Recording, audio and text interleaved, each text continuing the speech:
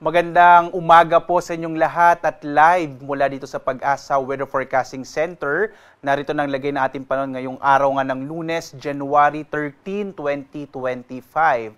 Sa ating latest satellite images, makikita natin wala tayong minomonitor na anumang low pressure area at maging bagyo sa loob at labas ng Philippine Area of Responsibility. Base nga sa mga pinakahuling datos natin for this week, medyo maliit pa rin chance ang magkaroon tayo ng bagyo. Pero ang shear line, o ito yung banggaan ng malamig na hanging amihan at maiinit na easterlies, ay magdadala pa rin ng maulap na kalangitan na may mga pag-ulan partikular na makikita nitong mga kaulapan sa may bahagi ng Bicol Region, Eastern Visayas, sa Mimaropa at lalawigan ng Quezon. Mag-ingat sa mga potensyal na mga biglaang pagbaha at pagguho ng lupa sa mga nabanggit na lugar na naapektuhan ng shear line.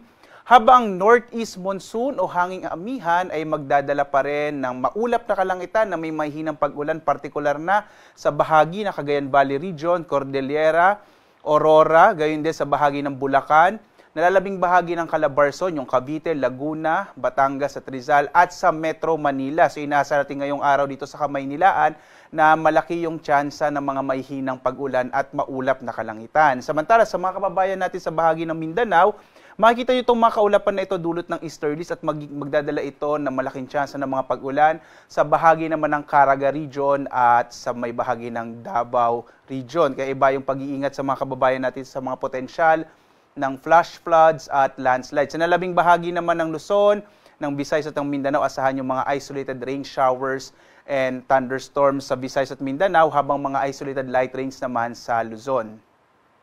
At dito nga sa Luzon, inaasahan natin ngayong araw ang malaking tsansa ng mga pag-ulan sa bahagi ng Bicol Region, gayon din sa Mimaropa at lalawigan ng Quezon, dulot nga yan ng shear line, habang ang bahagi naman ng Cagayan Valley, Cordillera, Aurora, Bulacan, sa lalabing bahagi ng Calabarzon, yung Cavite, Laguna, Batangas at Rizal at itong Kamaynilaan ay inaasahan natin na magkakaroon ng maulap na kalangitan na may mahinang sa katamtamang mga pag-ulan, dulot ito ng hanging amihan.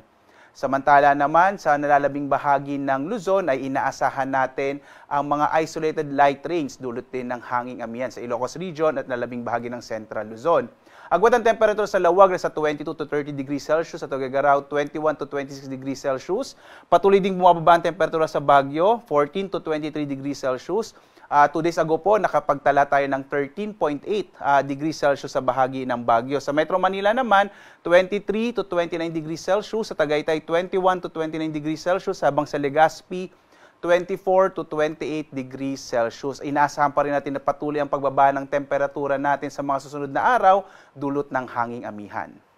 Dito naman sa Palawan, inaasahan din natin ang maulap na kalangitan na may mga kalat-kalat na mga pag-ulan, pagkidlat, pagkulog, dulot din yan ng shear line. Agwat ang temperatura sa Calayan Islands, 25 to 30 degrees Celsius. Sa Puerto Princesa naman, 26 to 30 degrees Celsius.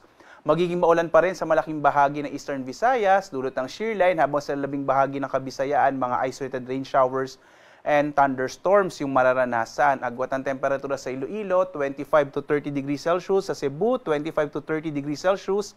Sa Tacloban, 25 to 30 degrees Celsius. Magiging maulap na may mga pag-ulan din sa bahagi ng Caraga at Davao Region, dulot naman yan ng easterlies, habang ang nalalabing bahagi ng Mindanao, mga isolated rain showers and thunderstorms naman yung mararanasan. Yung agwat ng temperatura sa Cagayan de Oro, 24 to 31 degrees Celsius. Sa Zamboanga, 24 to 33 degrees Celsius. At sa Davao, 25 to 31 degrees Celsius. Muli, nagpapaalala ang Pag-asa na mag-ingat sa mga potensyal ng mga flash floods and landslide, lalong-lalo na dito sa may eastern section ng Visayas at ng Mindanao.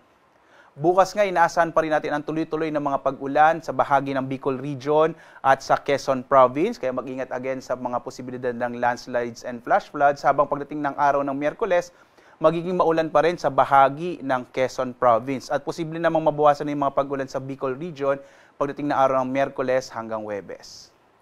Samantala naman, nakataas ang gale warning natin dahil nga umiiral pa rin itong hanging amihan, malalaking pag-alo ng karagatan ng mararanasan sa bahagi ng Batanes, Ilocos Norte, Ilocos Sur, gayon din sa Cagayan kasama ang Babuyan Islands, Isabela, Aurora, hilagang bahagi ng Quezon kasama yung silangang bahagi ng Polillo Islands.